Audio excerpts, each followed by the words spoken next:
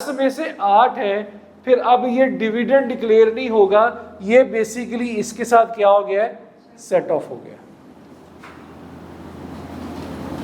ये अगले 2019 में क्या हो गया, उसके साथ सेट ऑफ हो गया। अब ये डिविडेंड डिक्लेयर नहीं होगा, डिविडेंड इसमें क्या होगा, सिर्फ और सिर्फ 2 मिलियन।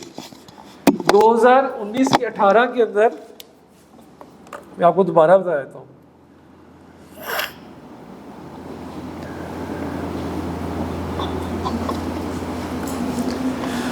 $2018 के अंदर कंपनी ने शेयर होल्डर को लोन दिया, जो कि हमारी नज़र में क्या था, डिविडेंड, लॉ की नज़र में भी क्या था, डिविडेंड। 2019 के अंदर कंपनी ने वाकई ही अनाउंस कर दिया या डिक्लेयर कर दिया कि हम 10 मिलियन का डिविडेंड देंगे। इस 10 में से क्योंकि उसी शेयर होल्डर ने पहले 8 मिलियन का लोन भी लिया है, तो इस 10 में से 8 को एडजस्ट कर देंगे और सिर्फ 2 मिलियन को डिविडेंड डिक्लेयर किया जाएगा। वो जो 8 था ना, इसमें से वो एडजस्ट हो गया, वो अब डिविडेंड डिक्लेयर नहीं होगा, वो उसकी एडजस्टमेंट डाल गई। पहले क्या डिक्लेयर था, वो 18 में क्या डिक्लेयर था, डिविडेंड। लेकिन जब कंपनी ने उसको 10 मिलियन का ऑलरेडी दोबारा से 2019 के अंदर डिविडेंड डिक्लेयर कर दिया, तो इसमें से जो 8 है वो एडजस्ट हो गया, ऊपर वाला 2 क्या रह जाएगा, डिविडेंड। अब उस 8 को हम अपनी किताबों में, टैक्स वाले भी किताबों में डिविडेंड नहीं कहेंगे, वो कहेंगे यार वो तो लोन के केस एडजस्ट हो गया।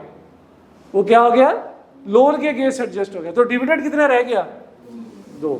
तो 19 के अंदर डिविडेंड 2 का रह गया, 18 के अंदर डिविडेंड 8 का था। लगी समझ? तो ये भी उसी ऊपर वाला पॉइंट जो है, आई थिंक ई है, उसकी एक्सेप्शन आई। पॉइंट नंबर 1 आ गया, a distribution made in accordance with the clause C और D in respect of any share for full cash consideration redemption of debenture और debenture stock where the holder of the share or the debenture is not entitled in the event of the liquidation to participate in the surplus assets.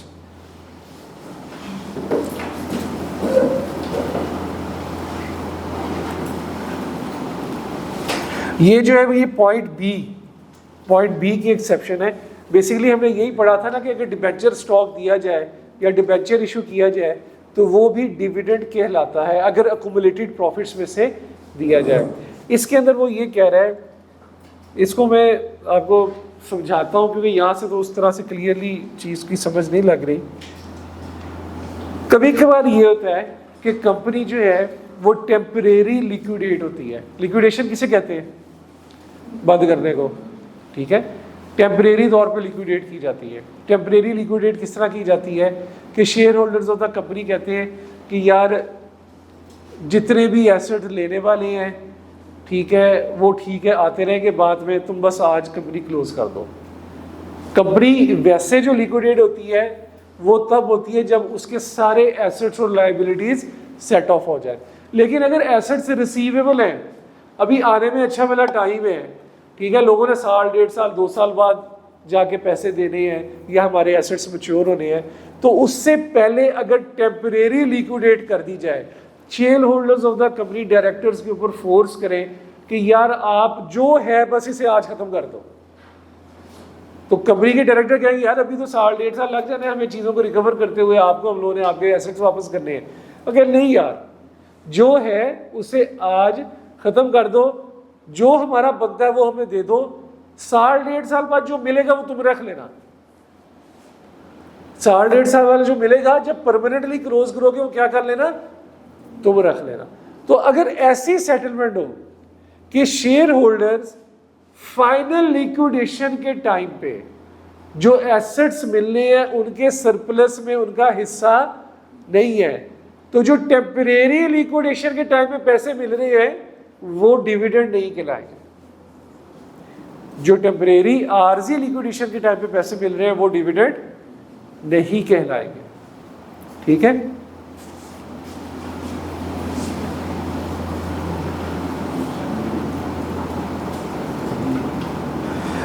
आखिरी line 1 point की अगर आखिरी line पढ़े, where the holder of the share और debenture is not entitled in the event of permanent liquidation to participate in the surplus asset. कि जो finally liquidation करेंगे उसमें जो सरप्लस एसेट होंगे उसमें शेयर होल्डर कह दे कि मेरा कोई राइट नहीं है, तो जो आप करंटली लिक्विडेशन कर रहे हैं उसके जब पैसे मिलेंगे तो वो आपकी डिविडेंड नहीं कहलाएगी, तो वो आपकी इनकम डिविडेंड नहीं कहलाएगी।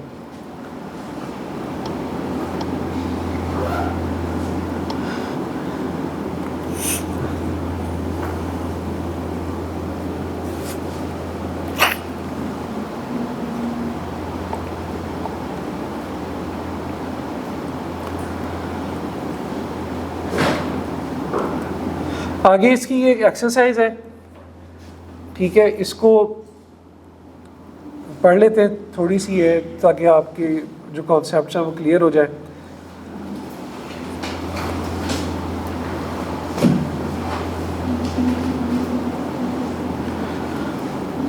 बल्कि इसको देख लीजिएगा, ये बिल्कुल भी कोई मुश्किल नहीं है, एक दफ़ा खुद रीड आउट कर लीजिएगा। आगे नीचे चले, dividend income receive from any foreign company. अब डिविडेंड की डेफिनेशन हमने पढ़ ली कि क्या क्या चीज़ें आती हैं और ये चार उसकी एक्सेप्शन पढ़ ली है, होपफुली अंडरस्टैंड आप लोग कर गए होंगे। तो ये देखते हैं आई कैप इस वक्त लगता है कि इसको शायद टेस्ट कर ले, काफ़ी अरसे से टेस्ट नहीं हुई डेफिनेशंस में। Dividend income receive from a foreign company, इसकी एक ट्रीटमेंट लिखी हुई है कि जो डिविडेंड, वैसे हमने क्या पढ़ा है कि जो डिविडेंड इनकम फॉरेन कंपनी से आए वो किधर आता है भला, अगर किसी को याद है? इनकम फ्रॉम अदर सोर्स की डेफिनेशन के अंदर फॉल करता है। Dividend income is taxable at 15% general rate where tax is deductible or not such as dividend from any foreign company. The foreign company does not deduct tax from such dividend as per Pakistani tax law at 15% is therefore required to be included in the tax liability after the rebate. कहता foreign company जो है वो उसके ऊपर tax नहीं काटती होती 15%. If the foreign company has deducted tax from the dividend as per that foreign country's law, और अगर वो अपने कानून के मुताबिक डिविडेंड पे टैक्स काट भी ले तो उसके ऊपर आपको फॉरेन टैक्स क्रेडिट नहीं मिलेगा, ये याद रखना है। Foreign tax credit shall not be allowed in Pakistan as the dividend income falls under FTR where no tax credit is allowed. तो अगर फॉरेन कंपनी आपको टैक्स देते वक्त उसके ऊपर टैक्स काट भी ले तो उसके ऊपर आपको फॉरेन टैक्स क्रेडिट नहीं मिलेगा। और नॉर्मली इसके ऊपर जो फॉरेन कंपनी आपको डिविडेंड दे उसके ऊपर 15% नहीं कटता, ये इनकम फ्रॉम अदर सोर्स की डेफिनेशन के अंदर फॉल करता है। हाँ जी, वो भी इसके अंदर उसने इसी में डाला हुआ। अदर सोर्स में एफटीआर भी तो आ सकती है ना।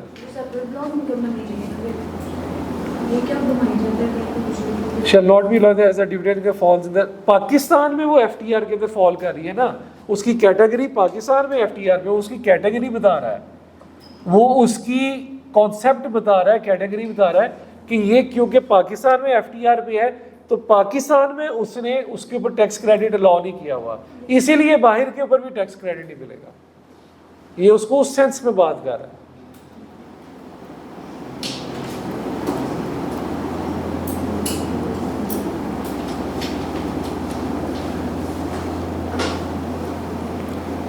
अच्छा, ज़रा आप आए अपने असेसमेंट्स वाले चैप्टर पे। ये डेफिनेशन तो हमारी हो गई है। रॉयल्टी की डेफिनेशन आज पढ़नी है, देखते हैं आखिर में 5-10 मिनट मिल गए अगर।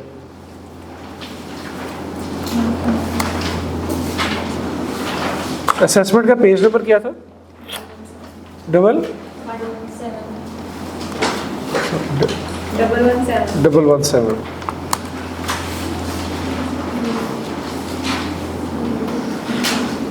जी, इसके अंदर अमेंडेड असेसमेंट हमने पढ़ लिया है, बेस्ट जजमेंट पढ़ लिया है। अमेंडेड असेसमेंट में कुछ रह तो नहीं गया था? नहीं रह गया था, मतलब कि वो कैटेगरी तो पूरी कर ली है ना। अच्छा, इसके अंदर अब आए आप, पेज नंबर है इसमें बेस्ट जजमेंट के नीचे लिखा है प्रोविजनल असेसमेंट। असेसमेंट हमने पढ़ा था कि 3 तरह की होती है, normal assessment, best judgement assessment और प्रोविजनल असेसमेंट।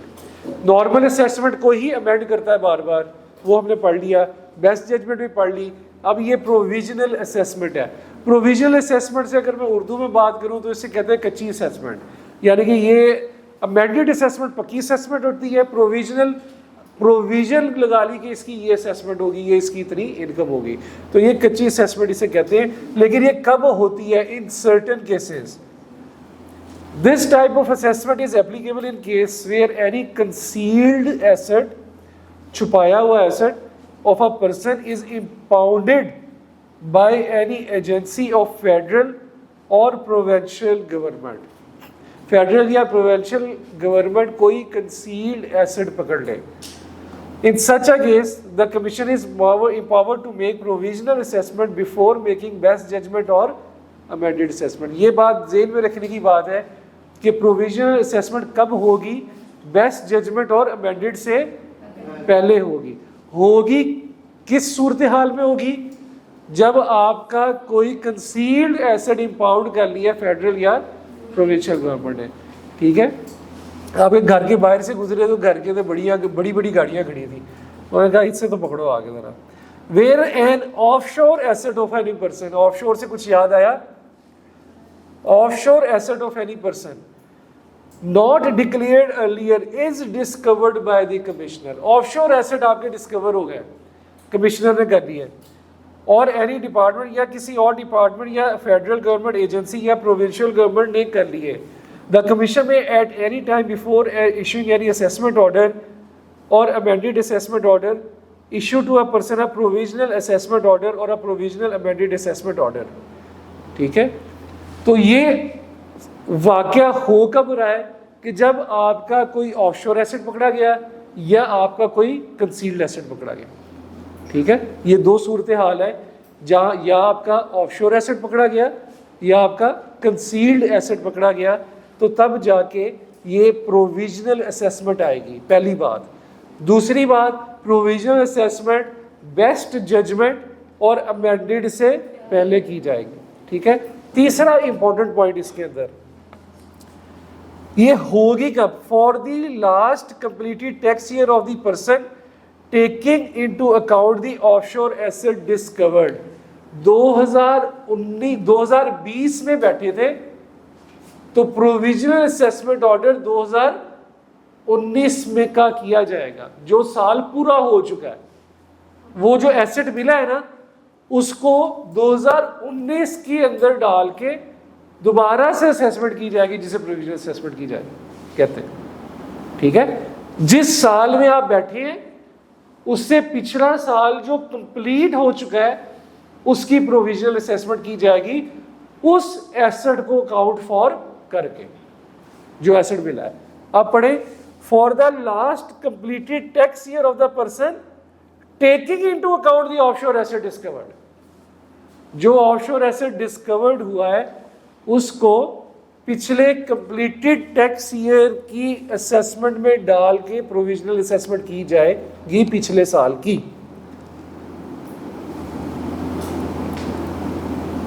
बस यही इसके अंदर है प्रोविजनल असेसमेंट के ऊपर।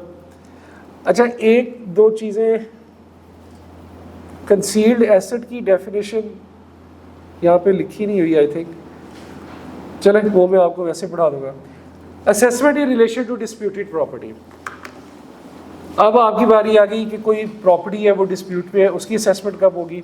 Where the ownership of any property the income from which is chargeable to tax is in dispute in any civil court, an assessment order or the amended assessment order in respect of such income may be issued at any time within 1 year after the end of the financial year in which the decision of the court is made। Court का decision हुआ है 20 मई 2020, court का decision आ गया, court का decision आ गया 20 मई 2020 में। इसकी assessment कब होगी? 2020 का फाइनेंशियल ईयर कब खत्म हो रहा है? कब खत्म हो रहा है? 30 जून 2020। इसके एक साल के अंदर 30 जून 2021 जिस फाइनेंशियल ईयर में कोर्ट का ऑर्डर आया है उस फाइनेंशियल ईयर के खत्म होने के 1 साल बाद। अब पढ़े दोबारा, with in 1 year after the end of the financial year, 1 साल के अंदर अंदर, कौन सा 1 साल के अंदर अंदर? End of the financial year, financial year खत्म होने के 1 साल के अंदर अंदर, कौन सा फाइनेंशियल ईयर? जिस फाइनेंशियल ईयर में फैसला आया। समझ लगी? जिस फाइनेंशियल ईयर में फैसला आया उस फाइनेंशियल ईयर के खत्म होने के 1 साल के अंदर जो आपकी डिस्प्यूटेड प्रॉपर्टी थी उसके ऊपर असेसमेंट की जाएगी।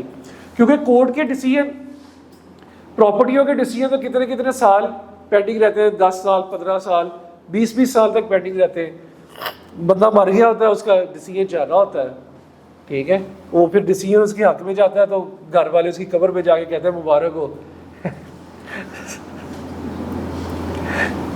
Evidence of assessment. अच्छा जी, आगे चले। एविडेंस ऑफ असेसमेंट क्या होता है? The assessment order or its certified copy shall also be a conclusive evidence that the amounts and all other particulars are correct, except in cases where the proceedings related to assessments are under appeal. ये वो जो आपको assessment order मिला है ना, ये उसकी बात कर रहा है कि वो कह रहा है कि जो assessment order है उसके अंदर मेंशन की हुई अमाउंट और बाकी चीज़ें सारी करेक्ट होती हैं until unless उसके अगेंस्ट अपील की जाए। Any order of assessment or other document required to be made under income tax ordinance may not be को अंडरलाइन करें, may not be quashed, इसको आपने फाड़ना नहीं है, और void, इसको void समझना नहीं है, और voidable for the want of form, और ज़रूरी नहीं है ये किसी को आपको किसी फॉर्म के ऊपर आए। हो सकता है कि फॉर्म्स उनके पास ना हो, वैसे भी ऑर्डर आ सकता है कमिश्नर की तरफ से। और ये जो अगली लाइन है ना, पॉइंट बी, ये यहाँ पे कंफ्यूजिंग है, तो ये मैं आपको वैसे बता देता हूँ, लिख ले। विल और से आगे लिखना है बी पॉइंट काट के, और will not be considered as invalid, will not be considered as invalid because of reason of any mistake, will not be considered as invalid because of reason of any mistake. If taxpayer is designated in it according to common understanding, if taxpayer is designated in it according to common understanding, will not be considered as invalid, शुरू से पढ़ रहा हूँ, will not be considered as invalid because of reason of any mistake if taxpayer is designated in it accordance to common understanding. लिख लिया? Basically वो बात कर रहा है कि जो एविडेंस ऑफ असेसमेंट है उसको आप ना कॉस्ट कर सकते हैं, ना फाड़ सकते हैं, ना वो वॉइड होगा, ना आप उसे अवॉइड कर सकते हैं या अवॉइडेबल कर सकते हैं, ठीक है, और ना ही आप उसे इनवैलिड समझ सकते हैं, ना ही आप इनवैलिड समझ सकते हैं। मिसाल के तौर पे मेरा नाम फिजान है, उसने स्पेलिंग लिखते वक्त ए को छोड़ दिया, FAIZL लिख दिया, लेकिन वो आप मेरे घर पे ही गया और मुझ तक पहुंच गया, ठीक है, तो कहते हैं कि यार ये ऐसी गलती है जिसके करने के बावजूद वो सही जगह पहुंच गया है, तो आपने इसे इनवैलिड नहीं समझना कि यार मेरा तो नाम ही नहीं लिखा। तो ऐसी गलती जो अगर असेसमेंट के अंदर है, एविडेंस ऑफ असेसमेंट के अंदर है, जिसकी वजह से वो स्टिल अपने सही मकसद तक पहुंच जाए, सही एड्रेस तक पहुंच जाए, तो आपने उसको इनवैलिड नहीं समझना, ऐसी गलती।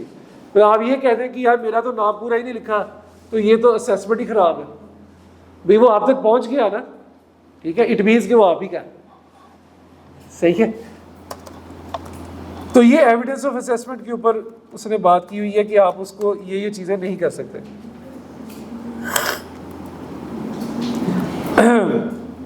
आगे उसने वैसे ही बताया हुआ है कि वो कॉस्ट और वॉइड कब समझा जाता है। वो वही वाली बात है, अगर इनकम टैक्स ऑर्डिनेंस के मुताबिक नहीं होगा तो उसे वॉइड समझा जाएगा, और अगर वो कोई ऐसी गलती कर देगा जो कॉमन अंडरस्टैंडिंग के खिलाफ है तो तब भी उसे वॉइड समझा जाएगा।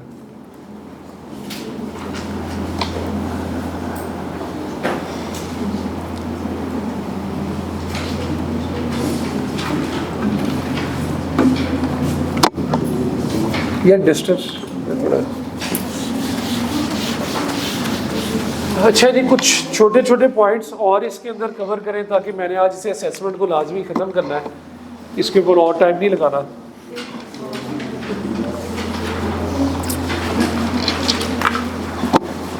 हमने नॉर्मल असेसमेंट ऑर्डर पढ़ी, नॉर्मल असेसमेंट के अगेंस्ट ऑडिट होता है वो पढ़ा, उस ऑडिट के ऊपर शो कॉज नोटिस होता है और फिर अमेंडेड असेसमेंट ऑर्डर होती है। मैंने कल आपको बताया था कि ऑडिट करना ज़रूरी नहीं है, वो उसके अलावा भी असेसमेंट करके अमेंडेड असेसमेंट ऑर्डर दे सकता है। ये उसका दूसरा तरीका है जिसको वो सेक्शन 122(5)(a) कहता है। ठीक है, ये ऑडिट करने का और तरीका है, और ये वाला जो सेक्शन है जिसमें वो डायरेक्ट ऑडिट के बगैर विदाउट ऑडिट करता है, विदाउट ऑडिट, जो कल आपको बताया था, उसे सेक्शन 122(5)(a) कहता है। ठीक है, assessment amended assessment order issue हो गया, अमेंडेड असेसमेंट ऑर्डर इशू, क्या इसमें रिवीजन हो सकती है? अमेंडेड असेसमेंट ऑर्डर इशू हो गया तो क्या इसके अंदर रिवीजन हो सकती है? अब ये सवाल है, इसके लिए नीचे आए, revision of assessment bye the commissioner, 117 page.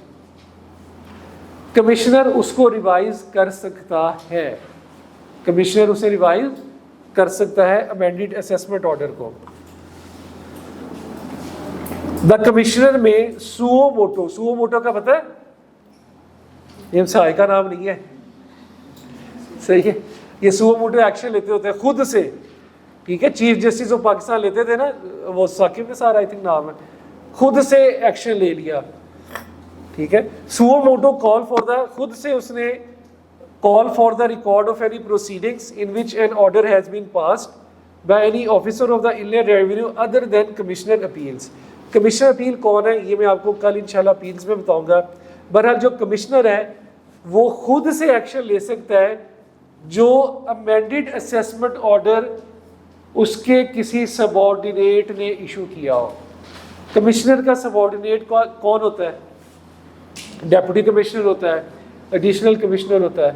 ठीक है, ये जो होते हैं ये उसके सबऑर्डिनेट के अंदर आ जाते हैं। असिस्टेंट कमिश्नर होता है, तो ये जो है ये उसके सबऑर्डिनेट में। अगर उन्होंने कोई अमेंडेड असेसमेंट ऑर्डर इशू किया है तो कमिश्नर उसको सुओ मोटो खुद से एक्शन लेके उसकी प्रोसीडिंग्स वापस मंगवा सकता है। Where after making such inquiries, necessary commissioner considered that the order requires revision, and then he may make such revision to the order as he deems it. जब उसने प्रोसीडिंग्स और उसका सारा रिकॉर्ड मंगवाया और सारा देखने के बाद उसे फील हुआ कि नहीं यार इस ऑर्डर के अंदर रिवीजन होनी चाहिए, तो वो रिवीजन कर सकता है जो वो चाहे। लेकिन मजे की बात ये है, ये अगली लाइन अंडरलाइन करें, any such order shall not be prejudicial to the person to whom the order relates। Taxpayer के खिलाफ ये रिवीजन नहीं हो सकती, टैक्स पेयर के नुकसान में ये रिवीजन नहीं हो सकती। मतलब अमेंडेड असेसमेंट ऑर्डर 100 रुपये का इशू हो गया है तो वो कमिश्नर खुद से रिवाइज करके उसे 150 नहीं कर सकता, तो ये टैक्स पेयर की प्रेजुडिशियल टू द इंटरेस्ट नहीं हो सकती।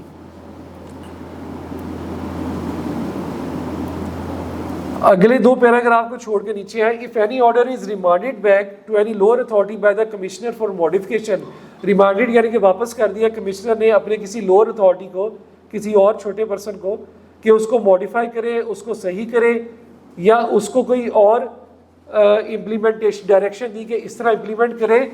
और de novo proceeding, de novo proceeding किसे कहते हैं? शुरू से दोबारा से काम करें, इनिशियली दोबारा से शुरू कर दें। और de novo proceedings, the order giving effect to the direction of the commission shall be issued within 120 days. तो फिर वो जो ये सारा काम करेगा वो जब कमिश्नर ने रिवीजन का ऑर्डर दिया उसके 120 दिन के अंदर अंदर पूरा करेगा। ठीक है, ठीक है जी। तो अगर उसको रिवाइज करेगा बिल्कुल कर सकता है। रिवीजन करने के बाद अगर वो कोई ऑर्डर दे दे कि इसकी डी नोवो प्रोसीडिंग करो, इसकी ऑल्ट्रेशन करो, इसकी मॉडिफिकेशन करो, तो फिर वो जिस दिन उसने ऑर्डर दिया उसके 120 दिन के अंदर अंदर ये सारे काम पूरे करेगा उसका छोटा कमिश्नर। ठीक है, वो असिस्टेंट कमिश्नर, डेप्यूटी कमिश्नर कोई भी हो सकता है। ठीक है,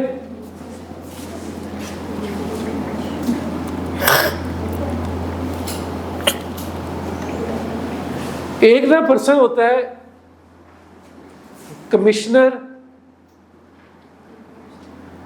इनलैंड रेवेन्यू। ठीक है, जो अभी तक हम सारा पढ़ते हैं, ये जो कमिश्नर पढ़ रहे हैं ये कमिश्नर इनलैंड रेवेन्यू है। एक इसी तरह कमिश्नर होता है जिसे आप कहते हैं ए से अपील्स। ये दोनों फर्क है, कमिश्नर अपील्स या कमिश्नर इनलैंड रेवेन्यू। ये यहां तक का जो सारा काम है ना, अमेंडेड असेसमेंट ऑर्डर, ये कमिश्नर ने इशू कर दिया या इसके किसी छोटे ने इशू कर दिया। ठीक है, डेप्यूटी कमिश्नर ने कर दिया, एडिशनल कमिश्नर ने कर दिया, असिस्टेंट कमिश्नर ने कर दिया। तो ये सारे ये है, इनके ऑर्डर के खिलाफ जो टैक्स पेयर है या इवन ये भी कमिश्नर वगैरह भी इस ऑर्डर के खिलाफ अपील करते हैं। किसको? कमिश्नर अपील को। किसे अपील करते हैं? कमिश्नर अपील को। अगर अमेंडेड असेसमेंट ऑर्डर आ गया, ये भी हम कल पढ़ेंगे कि कितने दिनों में अपील करने। आईकेएम ने एक दो दफा पूछा हुआ है कि कितने दिनों में अपील करने का राइट है। फिलहाल आपको ये समझाना चाह रहा हूं कि टैक्स पेयर की अमेंडमेंट असेसमेंट ऑर्डर हो गई, टैक्स पेयर को फैसला नहीं पसंद आया, उसके पास ये हक है कि इस अमेंडेड असेसमेंट ऑर्डर के खिलाफ अपील करे। किसको? कमिश्नर अपील्स को अपील करते हैं। अब यहां पे वो ये कह रहा है, जो दो लाइनें आपको ए और बी छुड़वाई थी, अगर कमिश्नर अमेंडेड असेसमेंट ऑर्डर के खिलाफ, बात सुनिए, टैक्स पेयर ने कमिश्नर अपील को अपील कर दी, तो फिर कमिश्नर इनलैंड रेवेन्यू इस ऑर्डर की रिवीजन नहीं कर सकता।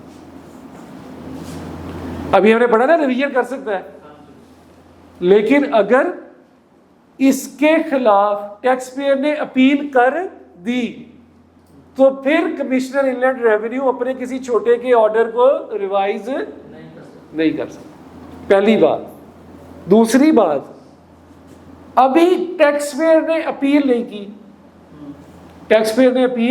की, उसके पास राइट था, अज्यूम करते हैं कि जी 30 दिन के अंदर अंदर अपील करो, तो 20 दिन गुजर गए हैं, उसने अपील नहीं की, तो वो बंदा लॉ कहता है कि भाई उसके बाद ना 10 दिन है, तो अभी ना रिवाइज करो, 10 दिन पूरे होने दो। अगर वो अपील नहीं करता ना फिर रिवाइज करो, तो 10 दिनों का वेट करो। यानी कि जब तक उसके पास अपील करने का राइट है तब तक भी वो उसको रिवाइज नहीं कर सकता। सही है। पहली बात तो ये कि अपील कर दी तो कहता भाई चुप करके बैठ जाओ, रिवाइज ना करो। दूसरी बात ये कि उसने अपील नहीं की लेकिन उसके पास राइट टू अपील है, तो वो कहता है यार राइट टू अपील खत्म होने दो, उसके बाद रिवीजन करना। लगी बात ये समझ? इसे कहते हैं रिवीजन ऑफ असेसमेंट ऑर्डर। पहली बात, चीफ कमिश्नर कर सकता है। अगला जो है, एक पर्सन है उसकी इनकम एग्जेम्प्ट है, एक पर्सन है उसकी इनकम एग्जेम्प्ट है। एग्जेम्प्ट इनकम के लिए या टैक्स ना कटवाने के लिए सर्टिफिकेट लेना पड़ता है टैक्स अथॉरिटी से, जिसे कहते हैं एग्जेम्पशन सर्टिफिकेट। अब वो एग्जेम्पशन सर्टिफिकेट आपको कमिश्नर ने इशू नहीं किया तो उसके लिए किसके पास जाएंगे? उस ऑर्डर के खिलाफ जाएंगे चीफ कमिश्नर के पास, सिर्फ उस ऑर्डर के खिलाफ जो